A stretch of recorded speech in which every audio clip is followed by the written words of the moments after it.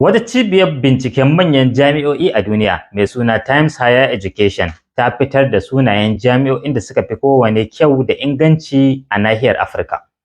Abin mamaki shine jami'ar ta zo ta farko ita ce jami'a a South Africa mai suna Witwatersrand.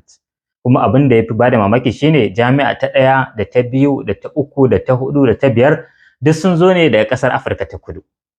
A nan Najeriya abin da ya fi bada mamaki shine jami'ar da ta zo ta farko a cewar wannan cibiya ta bincike ita ce jami'ar Covenant wadda kuma mallaki ce ta 'yan kasuwa ba mallakin gwamnati ba.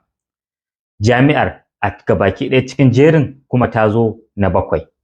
Idan aka waiwayo a arewacin Najeriya babban abin da zai fi ba mutane mamaki shine jami'ar Umar Musa 'yar Aduwa da ke Katsina ita ce ta fi kowace inganci a cewar binciken. Jami'ar kuma ita ta zo ta 43 a cikin jami'o'i 88 da wannan cibiyar bincike ta yi bincike a kai. Wadda ta zo ta biyu kuma a arewa bacin jami'ar Umar Musa ita ce jami'ar Ahmadu Bello da ke a Zaria, wadda ita kuma ta zo ta 46.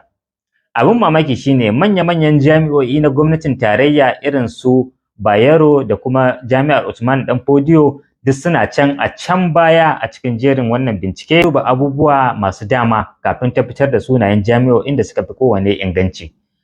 Masu sharhi sun bayyana cewa jami'o'in Najeriya na da ƙalubale sosai sai sanya ba su cika zuwa na farko ba ko na biyu a irin waɗannan bincike. Amma idan aka duba a wasu fannoni irin su waƙa da wasanni ana ganin Najeriya na yin zarra. Amma kuma abin da ya shafi ilimi takan zamo koma baya. Wannan na zuwa ne kuma saboda irin kasafin kuɗin da ake warewa ba ilimi a duk shekara a ƙasar bai kai irin wanda Majalisar Ɗinkin Duniya ta bayar da shawara a yi ba. Yakan zo ƙasa da wani lokaci kaso 6 ko 7 idan aka duba gabaki ɗaya kasafin na kuɗi da aka yi. Shin daga wace jami'a kuke? Yaya kuka ga wannan bincike da Times Higher Education ta yi? Kun gamsu da shi?